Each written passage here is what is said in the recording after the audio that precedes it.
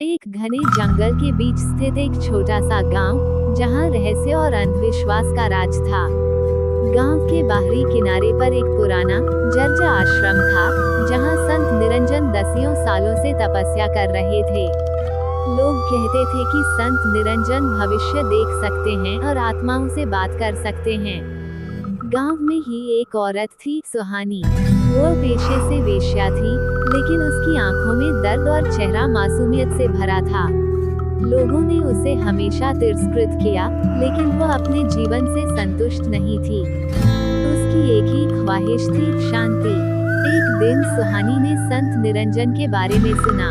उसे लगा कि शायद वो उसकी परेशानियों का समाधान बता सकते हैं। रात के अंधेरे में, जब पूरा गांव सो रहा था, वह संत के आश्रम पहुंची। मुझे मुक्ति चाहिए, सुहानी ने कांपती आवाज में कहा। संत ने अपनी आंखें खोली। उनके चेहरे पर एक रहस्यमय मुस्कान थी। मुक्ति हर किसी के लिए नहीं है, उन्होंने धीरे से कहा, लेकिन तुम्हारे लिए एक रास्ता है। सुहानी ने सांस रोके उनकी बात सुनी। संत ने उसे एक विशेष कार्य करने को कहा। उसे गांव के पुराने मंदिर में जाना था, जहां 50 साल पहले एक रहस्यमय मौत हुई थी। संत ने कहा, वहां जो मिलेगा वो तुम्हें मुक्ति का मार्ग दिखाएगा। लेकिन याद रखना, सच्चाई हमेशा उतनी आसान नहीं होती। सुहानी उस रात मंदिर पहुंची। जगह ठंडी और डरावनी थी। अचानक उसे वहां एक अजीब सी ध्वनि सुनाई दी। उसने देखा कि एक प्राचीन ताबूत पड़ा हुआ था। ताबूत पर एक छोटा सा लेख लिखा था, जो इसे खोलेगा वही अपनी सच्चाई पाएगा।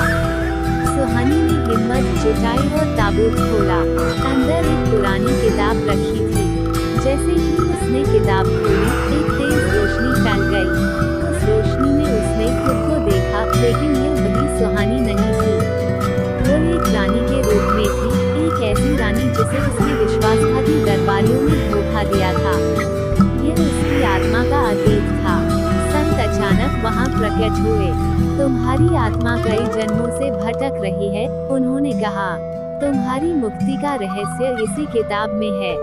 सुहानी ने किताब को ध्यान से पढ़ा और उसके भीतर छिपे मंत्रों का जाप किया। जैसे ही उसने अंतिम मंत्र पूरा किया, उसकी आंखें बंद हो गईं। अगली सुबह गांव वालों ने सुना कि संत और सुहानी दोनों आश्रम से गायब हो गए थे। कहानी यहीं खत्म नहीं होती।